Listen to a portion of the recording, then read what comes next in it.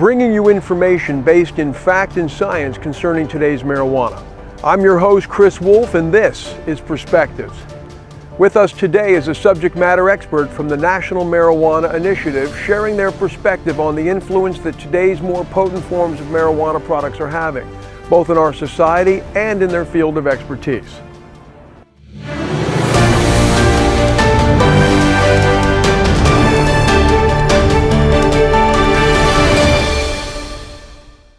Please welcome our pharmacist, Bill Lynch. Welcome, Bill. Thank you, Chris. Thank you very much for having me today. Bill, is marijuana really a gateway drug that leads to other drug use? Chris, I think there's really some concern about that. What most people feel is that it's kind of almost benign and it's harmless. But there's information now that shows that not only is marijuana a gateway drug and a door opener, but it's actually a superhighway to other substance of abuse. Individuals who engage in using marijuana are notorious because of what happens in the brain, in particular with dopamine receptors being stimulated, that they will then go on to use other substances because those substances actually stimulate more dopamine release, and that's the reward center. And so individuals who use marijuana will potentially go on to use other substances. And there is concern not everyone becomes a heroin or fentanyl addict who uses marijuana, but there are a significant number of patients that we've been involved with who will tell you that they have marijuana use in their history, and that has led them to then go on to use other substances of abuse. What are the unknown health consequences of marijuana? I think most people aren't aware that there are significant multiple health effects from marijuana. There are things with mental health, with psychosis, depression, suicidal ideation, schizophrenia. There are cardiovascular effects which can be significant, including stroke, heart attacks. What most people don't realize is that marijuana is a vasoconstrictive drug. It shrinks vessels. And when that happens, people are more prone to have clots and or have an ischemic event, which is there's lack of oxygen going to the brain or the heart. So they have a heart attack, they have a stroke, and those kind of things. And it's also a substance that can also cause clotting. So when people combine that, especially with nicotine, if they smoke cigarettes or tobacco as well, that's also vasoconstrictor, so you get that multiplication of effect, and people actually have significant cardiovascular effects as well. There's also increased incidence in testicular cancer. There's a significant number of health events and consequences that occur with people who engage in marijuana use. And which is actually worse, vaping marijuana or smoking marijuana? They're actually both significantly bad in that whether you smoke marijuana or you vape marijuana, you get exposed to marijuana. What was interesting is there was a study that was done by Johns Hopkins, and they showed that there are higher levels of absorption when people vape because of the delivery system. And what people need to realize is that vaping is essentially a delivery system that enhances the amount of drug that's available to someone. In particular, it's called bioavailability from a pharmacist's perspective. But there's more available. And when that happens with more available and the potency of marijuana has gone up, that those individuals have the potential to get exposed to more, and when you get exposed to more, you have an increased chance for worse consequences and significant health outcomes that are negative. You know, Bill, you once wrote something or said something that I found fascinating. You wrote, "Tobacco is to the lungs as marijuana is to the mind." Talk about that.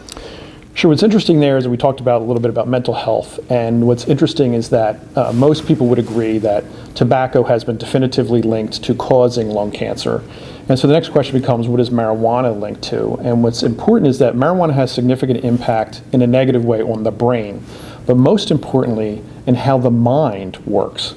So it's actually the synapses and the connections in the brain that are actually negatively impacted by marijuana with regards to changes on how those transmitters work, changes on how those synapses work, the nerves in the brain work, and now the mind is significantly altered on how individuals actually have a negative impact from marijuana being used on how their mind actually operates and functions. You actually spoke several years ago when you talked about how so many young adolescents and teenagers are using marijuana and ending up in the emergency department. What's happening? Why are so many adolescents ending up in the emergency department? Well, what's interesting there is there's kind of a twofold break in how come adolescents and children are ending up in the emergency room. One group is a younger age group. They're probably 6 years of age and younger. Their concern is that they have somehow come across inadvertently, accidentally, marijuana edibles. And because of that, they've consumed them. The gummy bears, the cookies, the brownies, the chips they don't even know have marijuana in them. They look a lot like the ones that do not. So because of that, children engage in eating, let's say, 5 gummy bears. And now because they actually have THC in them, they're coming into the emergency room with actual THC or marijuana poisoning. And because of that, it's significant. They have to be treated quite immediately, readily, and a number of them go to the intensive care unit, pediatric intensive care unit, because of the fact that they have been poisoned by marijuana. The other age group you're talking about is the adolescents. They engage in that substance abuse, again, going back to being mind altering, that they may then get under the influence of marijuana behind the wheel of a car, and they drive and they get into a significant car accident, injure themselves, friends in their car with them, others on the road. There's also ones that because they have a true psychotic break, the potency of marijuana is so high that their body can't handle that, and they truly have a psychotic break. And we've had a number of individuals, adolescents, who've come to the emergency room, and people are shocked at their behavior about how psychotic they are with regards to the reaction to only engaging in marijuana use and only testing positive in a drug screen for THC and marijuana, and yet they are grossly, and I mean grossly, psychotic. Wow, it's just such fascinating information. Bill, you are always a wonderful guest. Please come back, and thank you so much for being here today. Thank you. Chris, thank you very much for having me. It's appreciated, and let me sharing this most important information.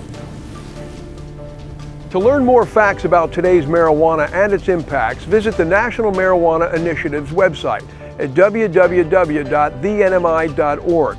Thank you for joining us for this episode of Perspectives.